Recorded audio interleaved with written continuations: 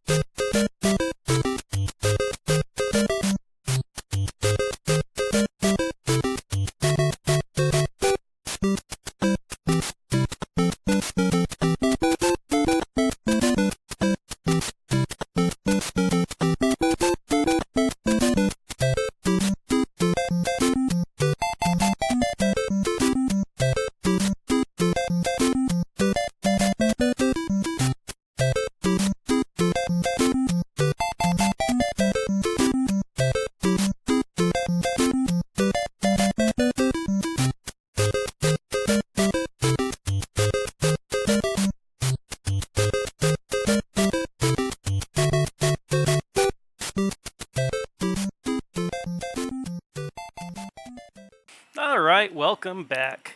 So like I said, I'm cheating a little bit because technically Duck Hunt was on the cartridge I got, so if you're looking at the artwork for this episode, I do have the Super Mario Brothers box art, but my copy did not come with a box because I had Duck Hunt, so it just came in the big box with the NES with the sleeve. But my first experience with this game was actually 6 months before Christmas. I had stayed with my uncle for a couple weeks over the summer, and he had an NES. So while I got my game time with an Atari, I also got a lot of game time with an NES. And of course, one of the games was Super Mario Brothers. And if you go from an Atari to an NES, the difference is mind-blowing. Just the detail alone in the graphics, it's like much less jagged instead of, sprites that are made up of just a few squares. You're seeing sprites made up of quite a few squares. Of course, this continued to improve onto the Super Nintendo, but the jump from Atari to NES was a pretty big one. And then the scrolling. Like, the only time I had seen scrolling like this was in Pitfall on the Atari. And even then, it kind of like you went screen to screen. You didn't have that soft scroll that this game had, so that was a really cool effect, and I really got into it. I think I didn't play much. I only played like the first world or so because he had also gotten Metal Gear, which we were playing, and he had Mega Man 2, and we had rented Mega Man 3. Those are like the big games that I remember. But over Christmas, 6 months later, it came and I got a television, which this is actually a big deal. The TV was a big deal to me because it was a color television.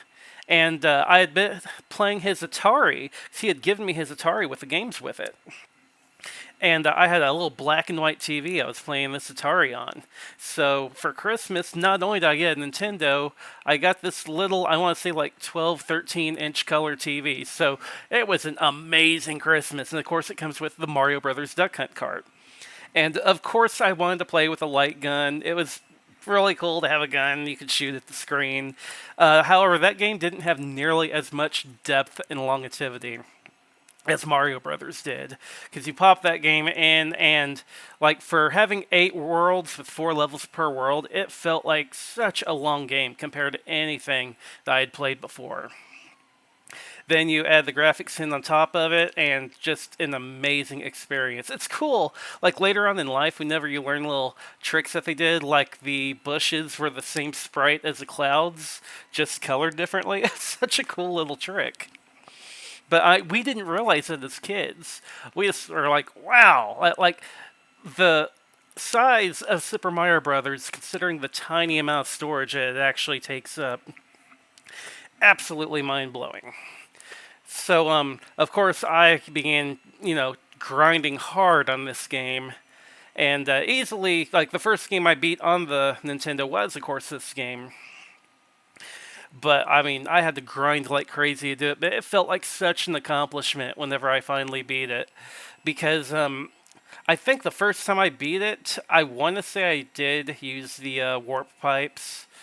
I'd figured out I could warp, I think, from world like 1 to 3 or 4, and then I think I went from 4 to 8, if I remember correctly. But it was a wild experience, although I had a little sister at the time. And funny story, right after I beat the game, my sister had a pair of scissors, and I was supposed to be keeping an eye on her. I wasn't doing a very good job because I was playing video games. She actually cut the wire off my zapper. So I didn't have a zapper for a while. I had to trade for a new one. But that it definitely left an impact beating that game. And of course, I learned how to beat it later, like no warps, just, straight from 1-1 to 8-4. And just having an absolute blast with it.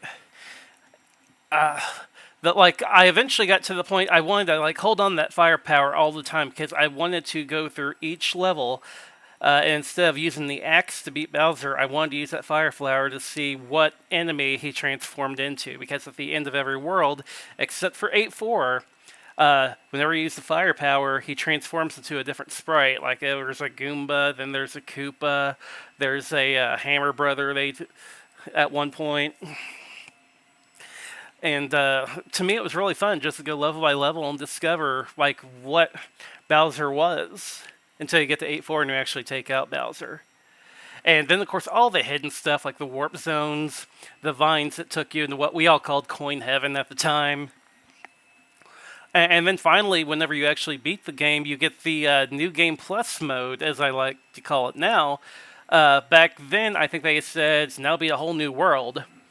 And the biggest memory I have from it is that I'm pretty sure all the little Goombas became, I think that we called them beetles. I can't remember the actual name of them, but they're invulnerable to the fireball. So, and whenever you stomp them, of course, they just go in their shell instead of actually being fully defeated. So, of course, now the levels are a bit more dangerous because, the beetles always come back, and if you kick them and there's a pipe a little bit off screen, you got to pay attention for that thud noise, because if you don't, that thing's going to ricochet right back at you, catch you off guard, and either shrink you down or take a life entirely. But this is easily the game that started my love for the NES, which is probably my favorite system of all time to this day. That system just has so many good games on it. It is incredible. And this is also one of those games I definitely kept buying just because I enjoyed it so much. First time I got it again was the Mario Brother All-Stars on the Super Nintendo, which came with Mario 1, 2, 3, and my version actually had not only Lost Levels, but it had Mario World on it as well, because apparently All-Stars, you had 2 versions. You had the one that had Mario World and one that didn't have Mario World. Somehow, I had gotten the one with Mario World on it as well. And funny story, I did notice some differences between the versions of Mario World, like the standalone versus the All-Stars version.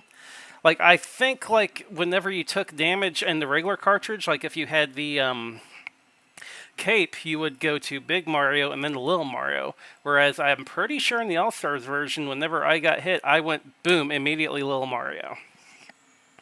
But we're talking about Mario 1 in all the versions, so I need to get off that subject and go on the Mario 1. They did re-release it on the Game Boy Color, but I never actually had the Game Boy Color, so I missed out on that one.